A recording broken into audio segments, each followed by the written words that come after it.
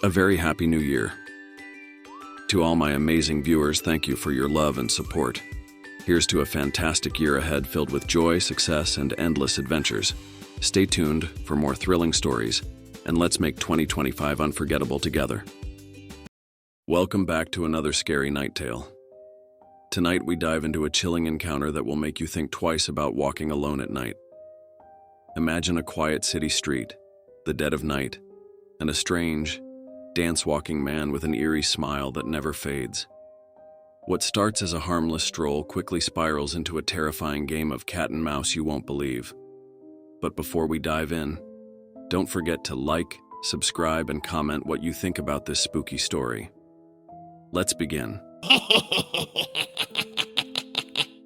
About 5 years ago, I lived downtown in a major city in the US.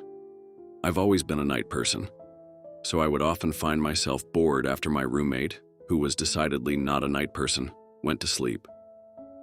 To pass the time, I used to go for long walks and spend the time thinking.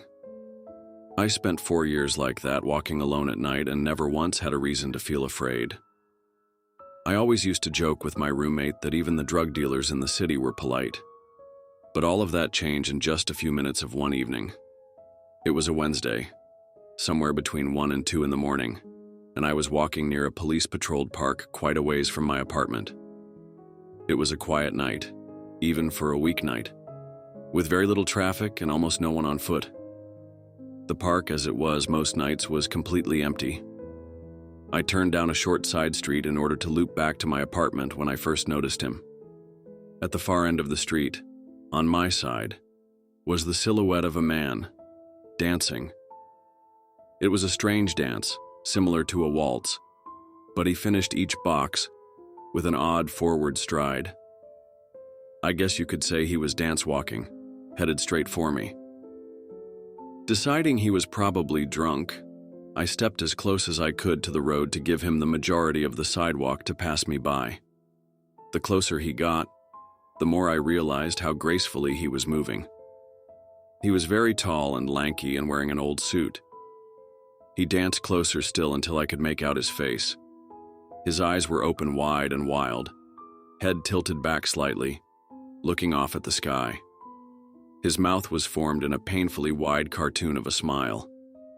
Between the eyes and the smile, I decided to cross the street before he danced any closer. I took my eyes off of him to cross the empty street. As I reached the other side, I glanced back, and then stopped dead in my tracks. He had stopped dancing and was standing with one foot in the street, perfectly parallel to me. He was facing me but still looking skyward, smile still wide on his lips. I was completely and utterly unnerved by this. I started walking again but kept my eyes on the man. He didn't move. Once I had put about half a block between us, I turned away from him for a moment to watch the sidewalk in front of me. The street and sidewalk ahead of me were completely empty. Still unnerved, I looked back to where he had been standing to find him gone.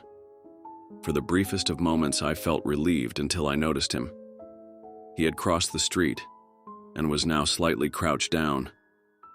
I couldn't tell for sure, due to the distance and the shadows, but I was certain he was facing me. I had looked away from him for no more than 10 seconds, so it was clear that he had moved fast.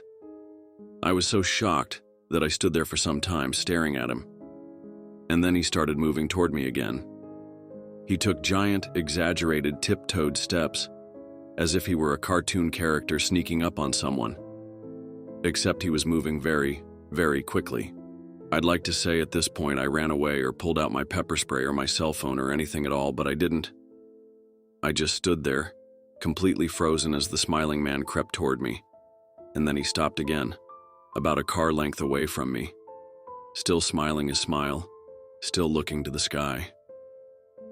When I finally found my voice, I blurted out the first thing that came to mind. What I meant to ask was, "What the fuck do you want?" in an angry, commanding tone. What came out was a whimper. "What the fudge?"